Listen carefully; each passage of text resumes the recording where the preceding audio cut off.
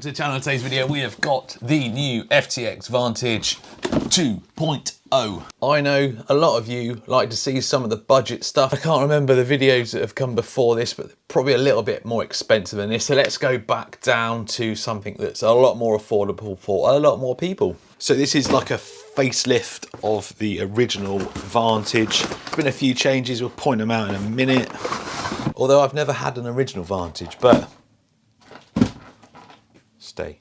I do know the changes that they've made. If you're new to the channel, there are many reasons why you should subscribe. I'm going to show you a few. We got giveaways, we got Traxxas, we got speedrun burnout cars, we got fast armors, we got mad van, little custom crawlers, mini drift cars, full size drift cars, Tamiyas, mini Zs, custom drift cars, world's best bashers, Austin Powers, yeah baby, dirt oval racers, boats, scale military vehicles, and of course me. So in the box, a spoiler, some instructions, a little USB charger, an 1800 milliamp hour nickel metal hydride battery, the new e-tronics transmitter, or the most recent, and the buggy. So one of the first things that's different between this and the original Vantage is the new transmitter. And these e-tronics ones, you know, they're budget. You can feel that they're a bit budget, although the wheel does feel nice with the foam on there. You've got steering and throttle, reverse hand normal, and then you've got throttle trim and steering trim, and then you've got steering dual rate there. You have got a third channel there. I don't think it does anything on this one. Yeah, not a bad transmitter, does the job. And I can drive one-handed. So like I said, I have not had the original Vantage. I've heard good things about them, and this 2.0 does look very nice. So new body with black rims, does look very nice. Big bore oil shocks, and they are really nice. I was impressed with them on the Carnage. This is just the same. We're not on a bounce montage for a while, have we?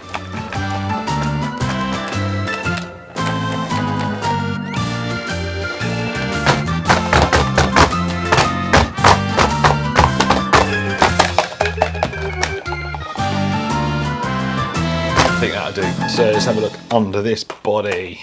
So metal centre shaft, so shaft driven 4-wheel drive, but you've got a metal centre shaft there. Blue anodised motor plate. You've got an adjustable slipper clutch under there. 15 turn 550 motor, 60 amp ESC. Now this is one of the upgrades from the previous one. I can't remember what it was on the previous one. I want to say like 30 odd, but it was definitely a lot lower than that. So a 60 amp brushed ESC. Waterproof servo, and then there's your receiver, so fully hobby grade. Battery fits neatly in the battery tray there. And something I mentioned on the Carnage, these have fully adjustable suspension, so oil shocks with adjustable collars. You've got 3 different mounts there to position your suspension, and 3 on the arm as well. Camber adjustment, toe adjustment, camber adjustment on the rear, and again for the shocks, different positions to mount them. There are not many buggies out there at this price point that will allow you to adjust everything.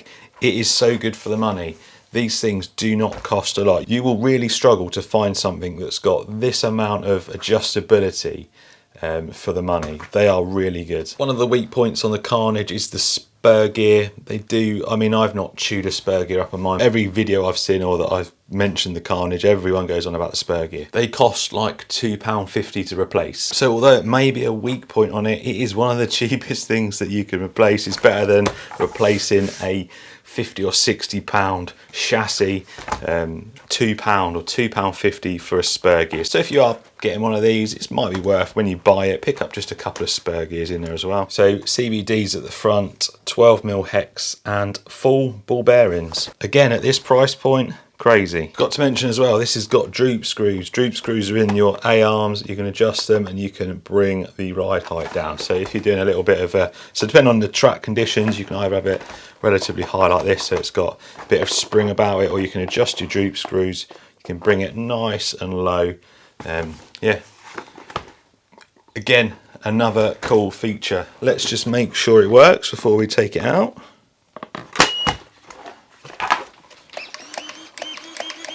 Not bad steering. I think it might have the same servo as the Zorro, and that was a bit slow, but that was a big truck. So forward, reverse and brake. Right, Right, battery charge, spoiler on, let's go take this thing for a run. Now these do take LiPo. Today we are only going to be running it on the stock battery though, but easy enough to switch a little tab over on the ESC and you can run them on LiPo, and they've got a low voltage cut-off. Stock run today though. Right then, let's give this thing a speed run first. Now the more times I come down to this place, the more crap there is and rubbish and rocks and stuff lying around. So I've been avoiding it for a while, but today we are coming down here. We got it powered up. The steering's pretty good on this. I'm impressed. It's that servo's a bit weak for some of the other trucks it's on, but GPS on. Now, the most popular question I get is, how do you record your speed? Sky RC GSM 020 paired up to the Sky RC app. Links in the description to where you can get one. So running the stock battery, stock out the box, you're probably, I'm going to say 16 mile an hour. That's my guess. It's not the fastest thing out the box.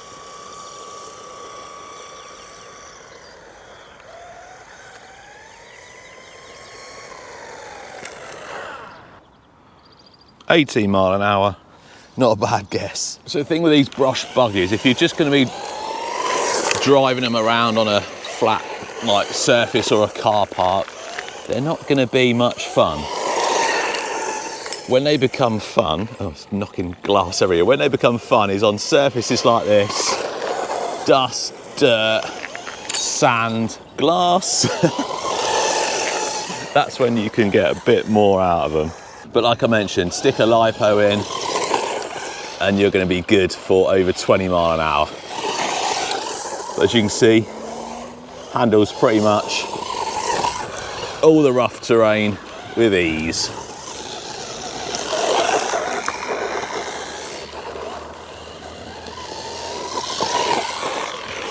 What I recommend as well, if you are running it, especially over sand and sort of loose gravel, is just every now and then give it a bit of a shake, just to make sure nothing's getting stuck in there.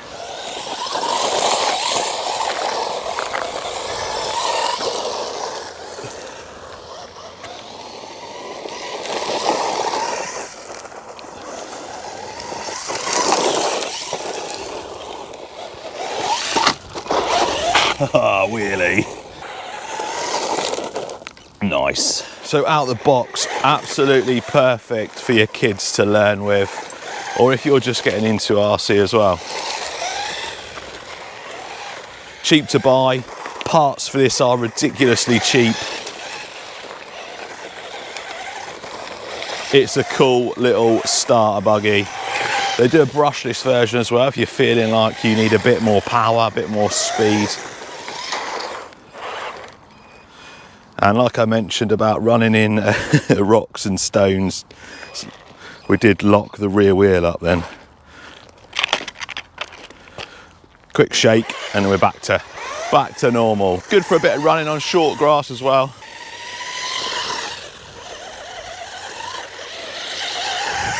Let me know in the comments if you want to see me do a little upgrade series on this. So we'll get the upgraded spur gear. You can get a harder plastic spur gear. We'll get that. We'll get a little mild brushless motor in there. Let me know. Do you want me to do a little build series? Get this thing a little bit more speed. Maybe get it to a little dirt track. I think that's a good idea. I think I've already made my decision I'm going to anyway. But let me know. Let me know what you'd like to see. Would you like to see a battery comparison? Maybe like a beginner's guide to LiPo versus nickel metal hydride versus lithium ion? We can do that. I really like the look of this buggy. It looks really nice. Whoa. Anyway, cheers for watching, guys. I will see you next time.